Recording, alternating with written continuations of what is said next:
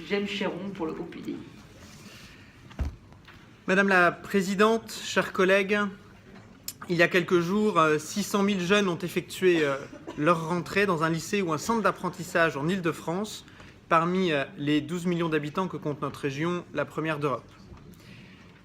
48% de la surface de l'Île-de-France est agricole, travaillée par plus de 5 000 exploitants, en faisant vivre bien plus de familles encore. Et en 2015, les émissions de gaz à effet de serre dues au transport sont reparties à la hausse en France. Quel est le rapport entre ces trois chiffres? Tout simplement, ils mettent en lumière l'impérieuse nécessité d'avancer sur la mise en place des filières courtes de l'alimentation en Île-de-France. Car manger local, c'est faire travailler nos agriculteurs, le cas échéant en organisant des filières, leur permettant d'échapper à la toute-puissance des grandes centrales, comme nous le faisons actuellement dans le pays de Montereau avec la filière lait. Manger local, c'est réduire les émissions de gaz à effet de serre liées au transport, et c'est donc bon pour notre environnement et pour notre santé. Manger local, c'est mettre l'accent sur la saisonnalité.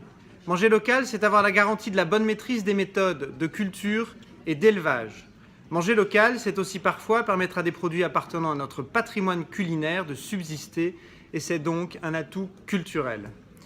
Madame la Présidente, en 2016, au Salon de l'Agriculture, vous avez défendu un projet régional de l'alimentation, incluant le concept du Made in Île-de-France.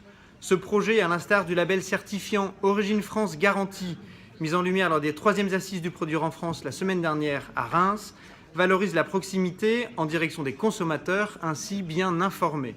Le Servia, l'un de nos organismes associés, s'est déjà engagé dans cette démarche. Par ailleurs, dans le cadre d'une alimentation équilibrée, notre collectivité s'est engagée à ce que 100% des cantines des lycées soient approvisionnées en circuit court, avec un objectif de 50% de produits bio d'ici 2024. Une expérimentation est actuellement conduite en Seine-et-Marne en lien avec les collectivités concernées. Madame la Présidente, le groupe UDI soutient toute démarche favorisant le développement des filières courtes de l'alimentation. Il aimerait avoir un retour sur les différentes actions que vous avez déjà engagées et savoir quelle politique vous allez mettre en œuvre afin de développer le Made in Île-de-France. Je vous remercie. Merci Monsieur Chéron, vous avez raison.